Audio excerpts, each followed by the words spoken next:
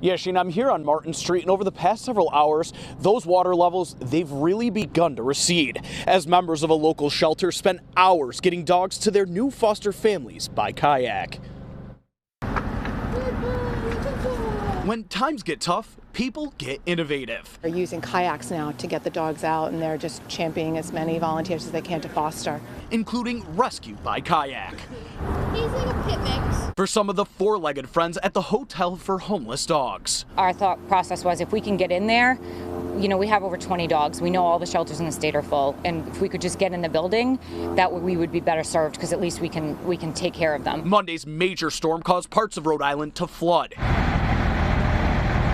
In Cumberland, raging waters from the Blackstone River led to the school district being forced to close with no access to the bus yard, and leaving businesses and shelters like Hotels for Homeless Dogs with little to no access to their building. We were able to get in, get them fed, at least get them walked on a very small patch of grass, and now we're working on the process of slowly filtering them out via kayak, one dog at a time. The first to make it to dry land, Buddy, meeting his new foster family on the other side. I'm excited because it's when they're when he's like nervous like this, it's nice to be able to try to help them come out of their shell and socialize. While his brother Bo coming just a short time later. Plan is, what do we do for the next 4 or 5 days? So now we're starting to filter dogs out to foster homes, and then whatever dogs are left, at least that's that, you know, it's a very small amount that we have to get out on that small patch of grass.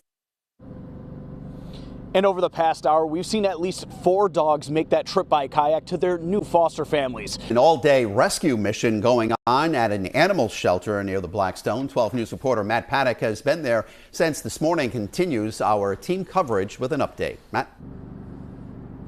Well, Mike, Shannon, I got here to Martin Street at about 10 o'clock this morning, and the road had been closed up until 5:40. They just opened it to traffic. You're actually going to see one of those cars coming by right now as members of a local shelter spent the day bringing dogs by kayak to their new foster families.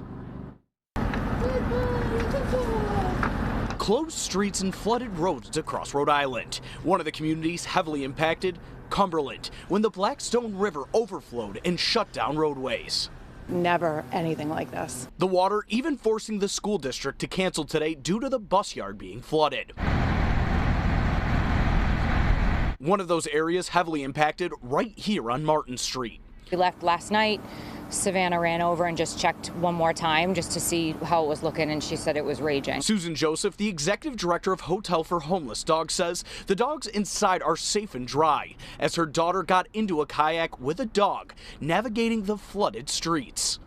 He's like a pit mix. Our thought process was if we can get in there, you know, we have over 20 dogs. We know all the shelters in the state are full, and if we could just get in the building, that we would be better served because at least we can take care of them. The first to make it to dry land, Buddy, meeting his new foster family on the other side. I'm excited because it's when they're when he's nervous like this, it's nice to be able to try to help them come out of their shell and socialize. The shelter is asking for the public's help to consider fostering a dog this holiday season. We have 9 more dogs arriving in 24 hours. So we're very under the gun to try to move dogs out to foster homes. Now we're looking at a secondary issue of we have no yard, nowhere for these dogs to go outside, and we can't get any volunteers in or out of the building. We have, you know, a 500-person walking team, and we can't get any of them in.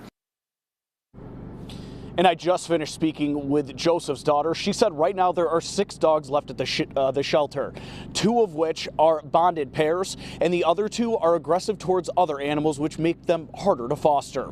Reporting live in Cumberland, Matt Paddock, 12 News.